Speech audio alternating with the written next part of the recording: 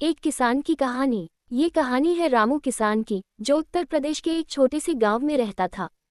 रामू का जीवन बहुत ही साधारण था, लेकिन उसका दिल बड़ा और इरादे मजबूत थे। वह रोज सुबह सूरज निकलने से पहले उठता, खेतों में काम करता और रात को थक हार कर अपने छोटे से घर लौट आता। उसके पास थोड़ी सी जमीन थी, जिसे वह बहुत मेहनत से जोतता और बोता था। रामू के परिवार में उसकी पत्नी सीता, एक बेटा गोपाल और एक बूढ़ी माँ थी। खेती ही उनकी आजीविका का एकमात्र साधन थी। कई बार बारिश कम हो जाती तो कभी सूखा पड़ता, जिससे फसलें खराब हो जाती। लेकिन रामू कभी हार नहीं मानता। उसका विश्वास था कि मेहनत का फल एक न एक दिन जरूर मिलेगा।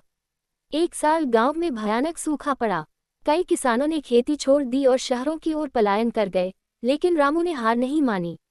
उसने अपने खेत के पास एक छोटा सा कुआं खुदवाया और पानी की बचत करने की तकनीकें सीखीं। साथ ही वह कृषि विभाग द्वारा आयोजित प्रशिक्षण शिविरों में भाग लेने लगा, जहां उसे उन्नत बीज, ड्रिप सिंचाई और फसल चक्र जैसी तकनीकों के बारे में जानकारी मिली।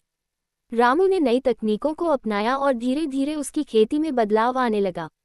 पहले जहां वह सिर्फ गेहूं और चावल उगाता था, अब वह सब्जियां, फल और फूल भी उगाने लगा।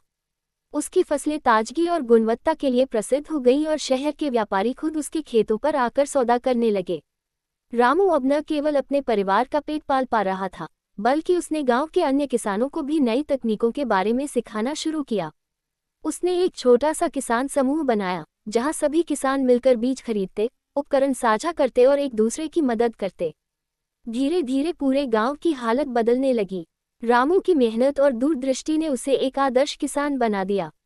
एक दिन जब जिला कलेक्टर गांव आए, तो उन्होंने रामू को सर्वश्रेष्ठ प्रगतिशील किसान के पुरस्कार से सम्मानित किया। रामू की आंखों में आंसू थे, ये आंसू खुशी और गर्व के थे। ये कहानी हमें ये सिखाती है कि परिस्थितियां चाहे जैसी भी हों, अगर इंसान मेहनती, ईमानदार और सीखने के लिए